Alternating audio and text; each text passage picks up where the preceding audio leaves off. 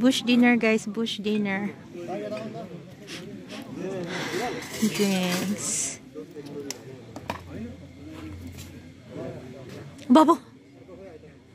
Wait, where are you going? Wait, eh? Barbecue, barbecue.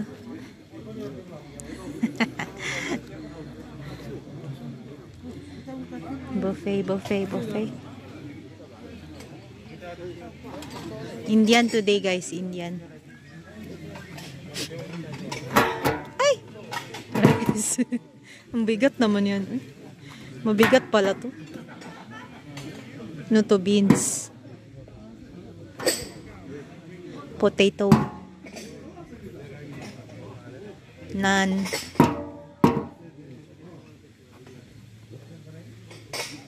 Dessert. Di ako kakain, si Babo lang guys. Busog ako.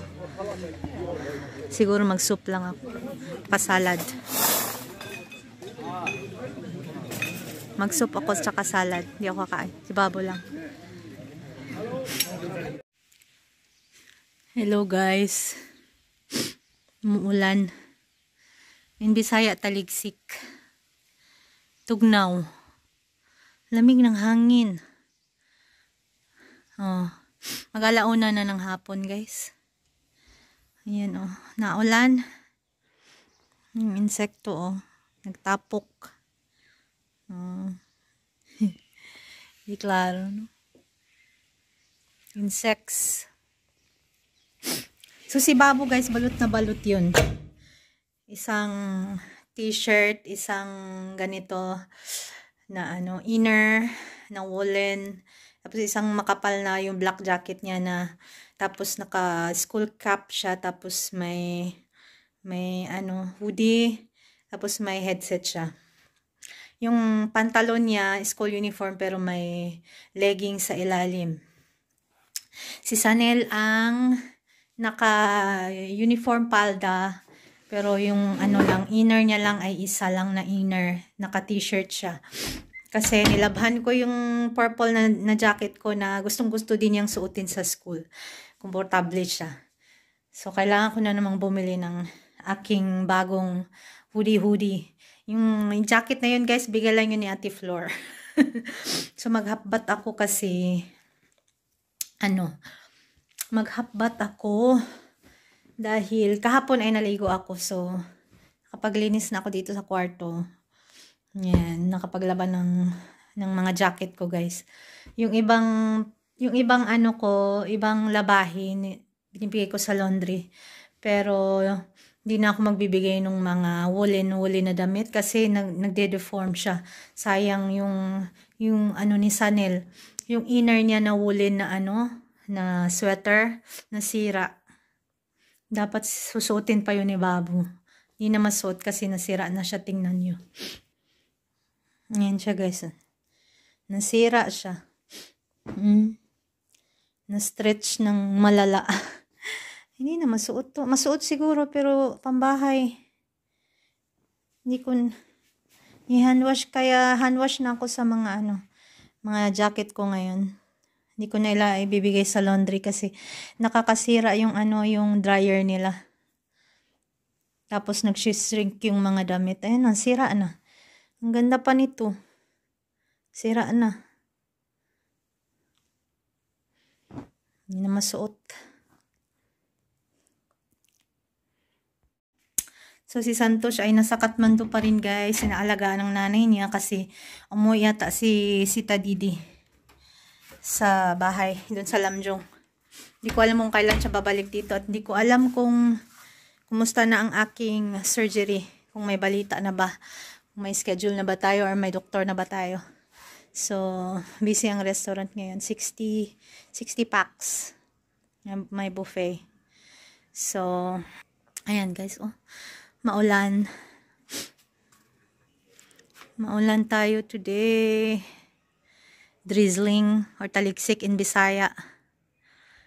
So, ang daming nagsasabi na ano, yung mga staff dito, na doblako. Doblako means pumayat ako. So, pumayat talaga ako guys kasi siguro nga kasi non-stop yung aking bleeding. Syempre, stressful siya. And then, yung pagkain guys, wala akong gana. Hindi ako, mga pagkain dito, hindi ako nagugutom guys ba.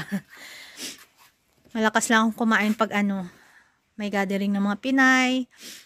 Kasi mga Filipino food. Pero yung mga pagkain dito sa Kasara, healthy siya, fresh, pero hindi ka guys ba, hindi ka nagpaparami ng kain.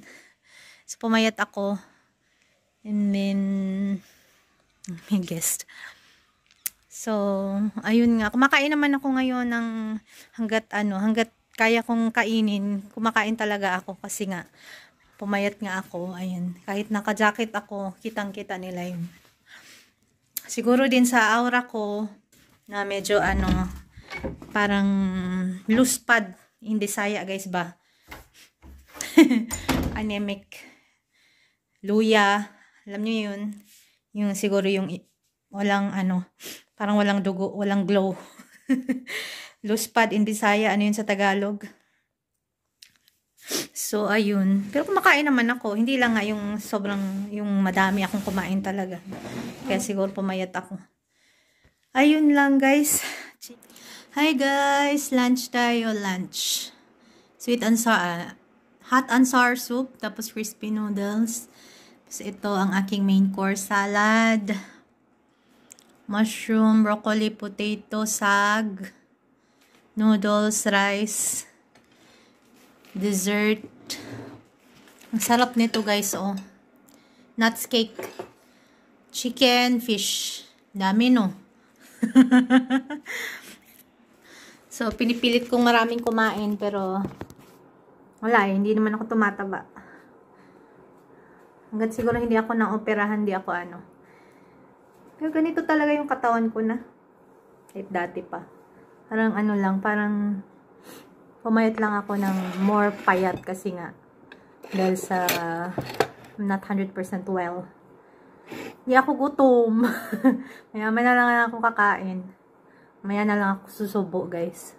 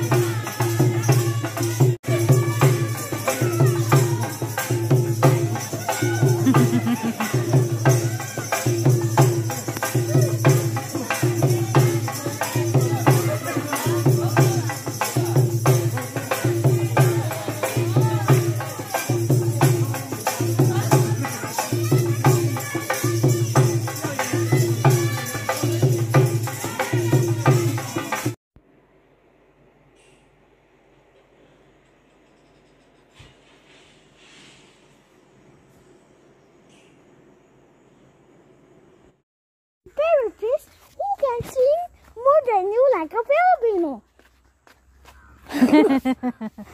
What are you saying? Mommy. What?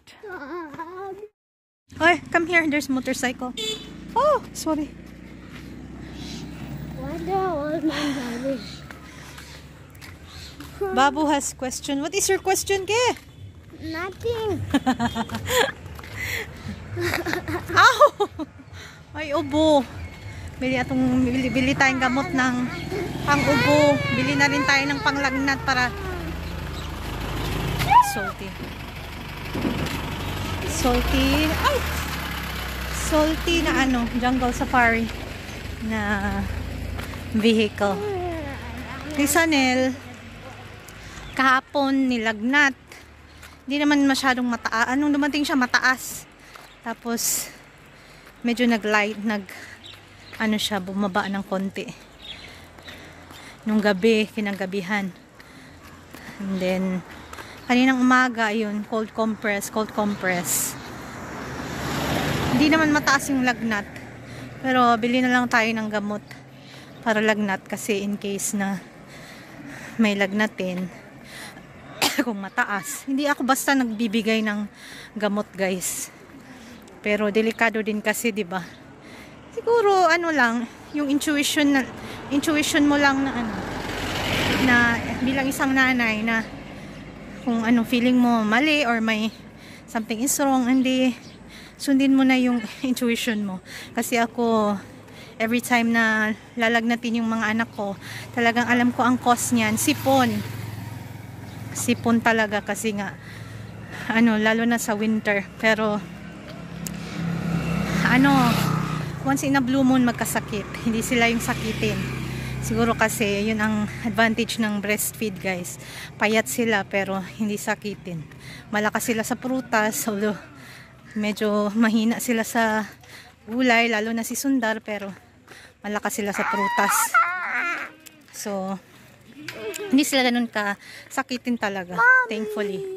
So 3 years kasi ako nag-breastfeed, guys. Kahit maliit ang ating boobs ay 3 years each ang mga batang to, kaya malaking tulong na ano, hindi sila sakitin. Ako din naman, ang dami ko nang pinagdaanan sa buhay ko. Hindi ako ganun nakakasakit din lagi, guys. Ngayon na lang itong aking fibroid na kailangan alisin.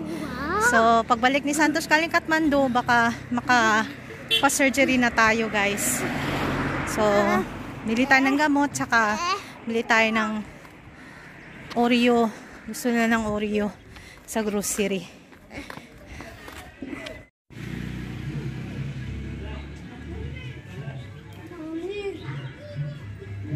Fever, this is for cough. Cough.